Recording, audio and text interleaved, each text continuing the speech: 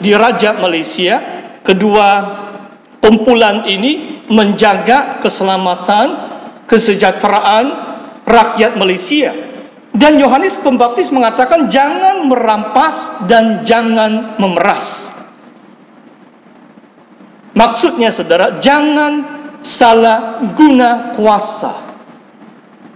Saudara, hal ini bagi saya di antara mungkin masalah yang runcing di negeri dan negara kita adalah orang yang memiliki kuasa itu salah menggunakan kuasa, menerima suap, menerima rasuah untuk mungkin membengkokkan undang-undang orang yang tidak harus masuk ke dalam negeri, diberi kelonggaran untuk masuk ke negeri Sabah, dan mereka dinamakan pendatang tanpa izin. Mungkin separuh dari mereka itu masuk karena mereka dapat memberi sesuatu kepada pihak berkuasa, sama ada itu polis atau askar yang menjaga sempadan itu, dan mereka lolos, mereka masuk ke dalam negeri tanpa melalui saluran yang betul, tanpa keizinan menurut undang-undang. Jangan merampas dan jangan memeras. Saudara, saya masih terkejut bila saya dengar ada juga mungkin polis. Di antara jemaat kita pun ramai juga yang kerja polis. Dan bukan hanya satu orang. Kadang-kadang perbualan mereka pun lain-lain. Sedangkan mereka ini Kristian tapi pekerja polis. Sampai mereka boleh cakap, kalau saya nampak ini pengedar dada, saya tembak saja, saya bunuh. Adakah orang Kristian bersikap seperti itu? Malah mungkin mereka lebih jahat berbanding polis yang tidak mengenal Tuhan. Kalau mereka mengatakan saya tembak saja, saya bunuh saja. Sebab undang-undang mengatakan mereka harus ditangkap, bukan terus dibunuh, sebab mana tahu orang itu tidak bersalah. Inilah maksudnya bertobatan, saudara. Jangan salah guna kuasa bagi pegawai kerajaan. Sama ada kamu kerja sebagai hasil dalam negeri, pemungut cukai, atau sebagai polis atau askar. Dan nasihat Yohanes adalah cukuplah dirimu dengan gajimu. Be content with your wages. Inilah prinsip minggu yang kedua dalam PKP. Saya sudah menyampaikan khotbah tentang pengurusan keuangan. Di antaranya adalah prinsip keuangan atau pengurusan keuangan adalah kita hidup menurut kemampuan kita. Cukuplah dirimu dengan gajimu. Berapa saja yang Tuhan berkati usaha tangan kita, pekerjaan kita, cukuplah. Kalau kita rasa tidak cukup, kita akan mencari jalan-jalan yang mungkin tidak lurus untuk mendapatkan uang yang lebih, sehingga menerima rasuah, menipu orang lain, dan sebagainya.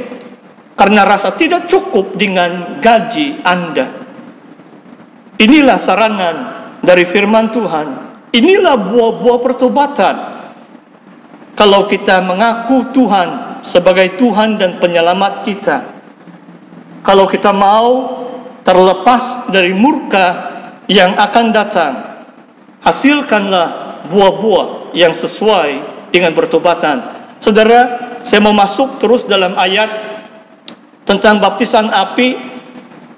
Dan Yohanes berkata seperti ini, sebab mungkin ada sebahagian penduduk mereka menyangka bahwa Yohanes Pembaptis adalah Mesias yang diurapi Tuhan, yang akan Tuhan utus. Tetapi Yohanes menafikan itu, dan dia berkata seperti itu. Aku membaptis kamu, Lukas bab 3 ayat 16, ini ayat emas kita. Aku membaptis kamu dengan air, tetapi Ia yang lebih berkuasa daripadaku akan datang dan membuka tali dan membuka tali kasutnya pun aku tidak layak. Ia akan membaptis kamu dengan Roh Kudus dan dengan api. Perhatikan ayat ini, saudara.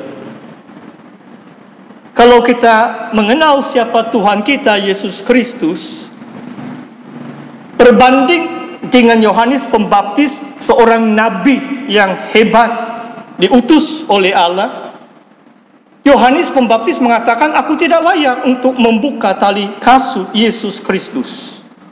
Karena Yesus tidak akan membaptis di dalam air, tetapi Ia akan membaptis kamu dengan Roh Kudus dan dengan api.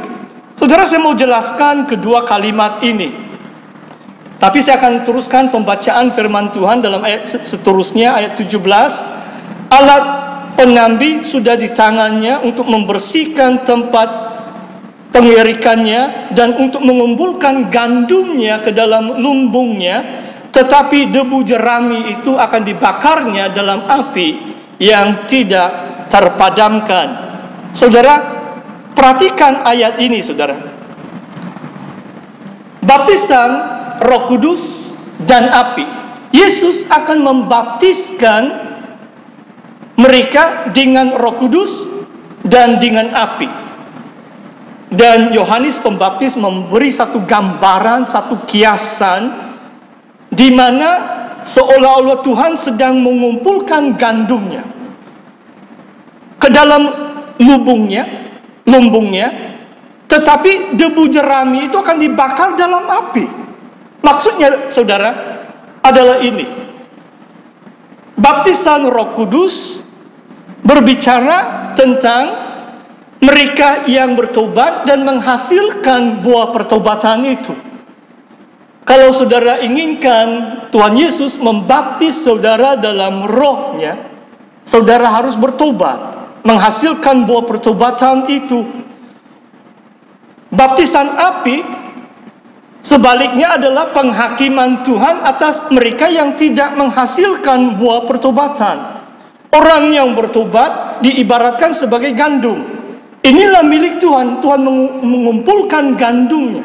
Orang yang bertobat, yang menghasilkan buah sesuai dengan pertobatan ke dalam lumbungnya.